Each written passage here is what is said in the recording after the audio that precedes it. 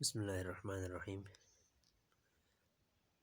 براعظم شمالی امریکہ unit number 5 کا آج ہمارا 5واں لیکچر ہے، اور آج کے اس لیکچر میں ہم شمالی امریکہ کے آب و ہوا کے خطوں کے بارے میں پڑھیں گے۔ چونکہ یہ کانٹیننٹ کافی وسیع کانٹیننٹ ہے، اس وجہ سے اس کے تمام جگہوں پر یکساں قسم کے آب و ہوا نہیں پائی جاتی، بلکہ مختلف قسم کے آب و ہوا کے خطے یہاں ملتے ہیں۔ ان میں حاری مرطوب آب و ہوا کا خطہ، گرم معتدل آب و ہوا کا خطہ، رومی آب و ہوا کا خطہ، سرد مرطوب آب و ہوا کا خطہ، پریری کے گھاس کے میدانوں کا خطہ، خشک گرم صحرائی آب و ہوا کا خطہ، ٹنڈرا کے آب و ہوا کا خطہ اور سرد پہاڑی آب و ہوا کا خطہ شامل ہے۔ یہ اس میپ پہ آپ دیکھ لیں، کانٹیننٹ کے مختلف حصوں پر مختلف قسم کی آب و ہوا پائی جاتی ہے۔ یہ کانٹیننٹ کا شمالی حصہ ہے، جہاں پر سب آرکٹک کلائمیٹک کنڈیشن ہے۔ آرکٹک کلائمیٹک کنڈیشن ایسی کلائمیٹ جس میں سال بھر یا سال کے بیشتر حصوں میں موسم سرد رہے، اور جو پریسپیٹیشن ہے وہ برف باری کی صورت میں ہو زیادہ تر۔ اسی سے ملحق جو خطہ ہے وہ بھی چونکہ آرکٹک خطے سے قریب ہے، اس وجہ سے ان علاقوں میں بھی کافی زیادہ سردی ملتی ہے۔ جبکہ براعظم کے وسطی جو خطے ہیں، درمیانی علاقے، وہاں پر کولڈ کلائمیٹ ہے، یعنی کہ سال کے بیشتر حصے جو ہیں سرد رہتا ہے یا زیادہ سردی رہتی ہے وہاں پر بھی۔ یہ سمندری آب و ہوا کا علاقہ ہے جو کہ ساحل سمندر کے ساتھ ہے۔ یہاں مکسڈ ہیومڈ اور مکسڈ ڈرائی، یہ وہ خطہ ہے جو کافی گرم اور خشک ہے، اور یہ جو علاقہ جو خلیج میکسیکو کے اطراف میں ہے وہ ہاٹ ہیومڈ علاقے ہیں۔ تو سب سے پہلے دیکھیں کہ حاری مرطوب آب و ہوا کا خطہ کیا ہے۔ حاری مرطوب آب و ہوا کے خطے میں سالانہ درجہ حرارت ایوریج سالانہ 18 ڈگری سینٹی گریڈ سے لے کر 26.7 ڈگری سینٹی گریڈ کے درمیان رہتا ہے۔ اس خطے میں بارشوں کی مقدار 45 سے 80 انچ کے درمیان ہوتی ہے۔ شمالی امریکہ کے علاقوں میں سے جزیرہ نما فلوریڈا کے جنوبی حصے، جزائر غرب الہند، وسطی امریکہ کے علاقے اس خطے میں شمار ہوتے ہیں۔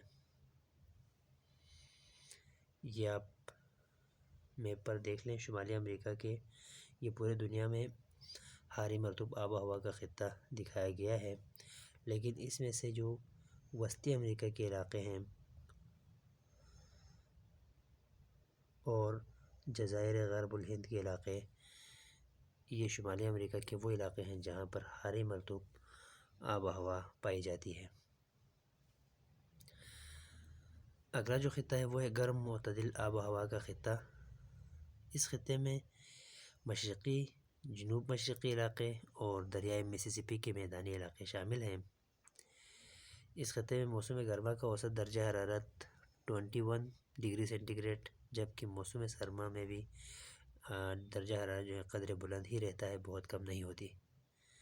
یہاں بارش کی سالانہ مقدار 50 انچ ہے، اور مجموعی جو آب و ہوا ہے اس خطے میں وہ گرم اور معتدل رہتی ہے۔ یہ شمالی امریکہ کے وہ علاقے ہیں جہاں پر گرم معتدل آب و ہوا پائی جاتی ہے۔ یہ آپ دیکھیں خلیج میکسیکو کے طاس کے علاقے جہاں پر گرم معتدل آب و ہوا پائی جاتی ہے۔ اگلا جو خطہ ہے وہ ہے رومی آب و ہوا کا خطہ۔ اس خطے میں جنوب مغربی ساحلی علاقے، خاص کر کیلیفورنیا کی وادی شامل ہیں۔ یہاں موسم گرما گرم اور خشک جبکہ موسم سرما مرطوب اور معتدل رہتی ہے۔ یعنی رومی آب و ہوا کا خطہ ایک ایسا خطہ ہے جہاں پر بارشوں کی مقدار گرمیوں کے مقابلے میں سردیوں میں زیادہ ہوتی ہے۔ یہ شمالی امریکہ سمیت پوری دنیا میں جہاں جہاں رومی آب و ہوا کا خطہ پایا جاتا ہے وہ دکھایا گیا ہے، لیکن آپ شمالی امریکہ کی بات کریں تو شمالی امریکہ کے جہاں سرکل کیا ہے ان علاقوں میں رومی آب و ہوا کا خطہ پایا جاتا ہے۔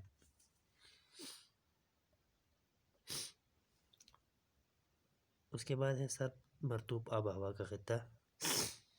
اس خطے میں مغربی برٹش کولمبیا، جنوبی الاسکا، خلیج ہڈسن سے ملحقہ علاقے اور دریائے سینٹ لارنس کا طاس، اس کے ساتھ بڑی جھیلوں کے علاقے شامل ہیں۔ یہاں موسم گرما کا اوسط درجہ حرارت 10 ڈگری سینٹی گریڈ جبکہ موسم سرما میں 0 ڈگری سینٹی گریڈ سے کم رہتا ہے۔ بارش کی اوسط مقدار 10 انچ سے کم جبکہ مجموعی آب و ہوا سرد اور معتدل رہتی ہے۔ اس کے بعد ہے پریری کے گھاس کے میدانوں کے آب و ہوا کا خطہ۔ بڑی جھیلوں کے جنوب مغرب میں پھیلی ہوئی وسطی میدانوں کی ایک پٹی اس خطے میں شامل ہے۔ بڑی جھیلوں کے بارے میں ہم نے پچھلے لیکچرز میں پڑھا تھا کہ کینیڈا اور USA کے ساحل پر 5 بڑی جھیلیں ہیں جو کہ اس خطے کے آب و ہوا پر بھی اثر انداز ہوتی ہے۔ تو یہاں پریری گھاس کے میدانوں کی آب و ہوا کا خطہ پایا جاتا ہے۔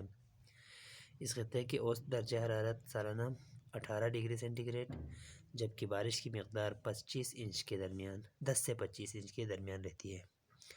یہاں جو نباتات اگتے ہیں وہ لمبے گھاس پر مشتمل ہیں اور ان گھاس کے میدانوں کو پریری کہتے ہیں۔ اس وجہ سے اس خطے کا نام پریری کے گھاس کے میدانوں کی آب و ہوا کا خطہ رکھا گیا ہے۔ یہ پریری کے گھاس کے میدانوں کا خطہ جو پوری دنیا میں اور شمالی امریکہ میں ملتا ہے اسے دکھایا گیا ہے اس میپ پر۔ اس کے بعد ہے خشک صحرائی آب و ہوا کا خطہ۔ یوٹا اور ایریزونا کے علاقے ہیں، اس کے ساتھ دریائے کولمبیا کا طاس اور میکسیکو کے صحرائی و نیم صحرائی علاقے اس خطے میں شامل ہیں۔ اس خطے میں موسم گرما میں بعض علاقوں کا درجہ حرارت 49 ڈگری سینٹی گریڈ سے بھی تجاوز کر جاتا ہے اور اس خطے میں بارش کی مقدار سالانہ 10 انچ سے کم ہے، جس وجہ سے اکثر علاقے صحرائی یا نیم صحرائی کیفیت کا اظہار کرتی ہے۔ یہ شمالی امریکہ کے صحرائی خشک گرم صحرائی آب و ہوا کا خطہ جسے ہائی لائٹ کیا گیا ہے میپ پر۔ اگلا جو خطہ ہے وہ ٹنڈرا کی آب و ہوا کا خطہ ہے۔ اس میں دائرہ قطب شمالی سے اوپر والے علاقے، گرین لینڈ، الاسکا اور دیگر جزائر شامل ہیں۔ اس خطے میں موسم سرما شدید اور لمبا ہوتا ہے اور چونکہ یہ دائرہ قطب شمالی سے اوپر والے علاقے ہیں اس وجہ سے کم از کم آدھا سال درجہ حرارت نقطہ انجماد سے بھی کئی ڈگری منفی میں رہتا ہے، یعنی آب و ہوا سخت سرد اور شدید ہوتی ہے۔ موسم گرما کافی مختصر ہوتی ہے اور اس موسم میں گرمیوں کے موسم میں جو مختصر سی ہے ان میں صرف چند بیلیں اور کائی اور لیچن وغیرہ اگتے ہیں۔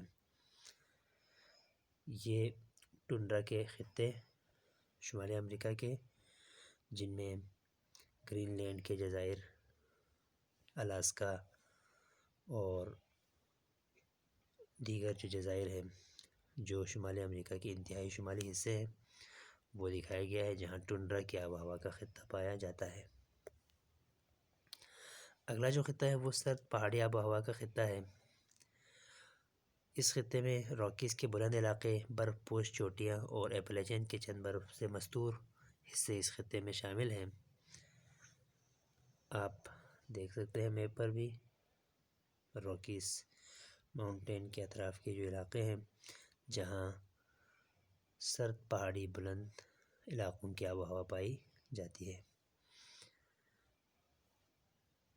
شمالی امریکہ کی آب و ہوا پر اثر انداز ہونے والی ایک ہوا ہے، ایک لوکل ونڈ ہے جسے ہم چنوک ونڈ کہتے ہیں۔ یہ جو ہوا ہے یہ بحر الکاہل کی طرف سے آنے والی مرطوب ہوا ہے۔ جب کوہ راکیز کو عبور کر کے ان کے مشرقی ڈھلانوں پر دوبارہ نیچے اترتی ہے تو ان کا درجہ حرارت یکلخت 3 سے 5 ڈگری سینٹی گریڈ تک بڑھ جاتا ہے۔ چونکہ ہوا جو ہے بلندی پر چلے جائے تو اس کا درجہ حرارت میں کمی آتی ہے، اور بلندی سے جب نیچے آئے تو اس کے درجہ حرارت میں اضافہ ہوتا ہے۔ اس اضافے کے نتیجے میں کوہ راکیز کے مشرقی رہنانوں پر جو برف ہے وہ پگھل جاتی ہے۔ اس پگھلاؤ سے وسیع میدانوں میں واقع گندم کی کاشت کے خطے پر بڑے مثبت اثرات مرتب ہوتے ہیں۔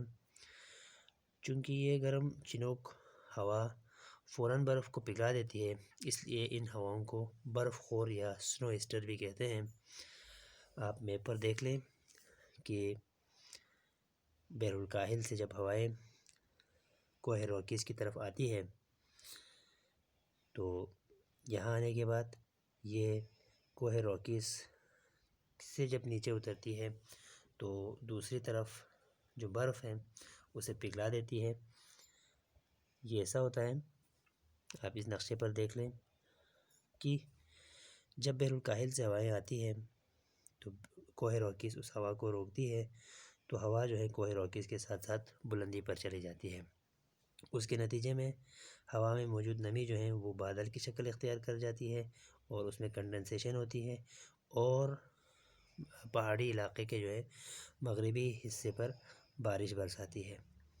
جب ہوا اس پہاڑ کو کراس کر کے دوسری طرف نیچے آنے لگتی ہے تو اس ہوا کا ٹمپریچر میں اضافہ ہو جاتا ہے۔ اس ٹمپریچر میں اضافے کے نتیجے میں اس خطے میں موجود پہاڑ کے مشرقی ڈھلانوں پر موجود برف کو یہ ہوا پگھلا دیتی ہے، جو کہ اس خطے کے جو ہے گندم کی کاشت پر مثبت اثرات مرتب کرتی ہے۔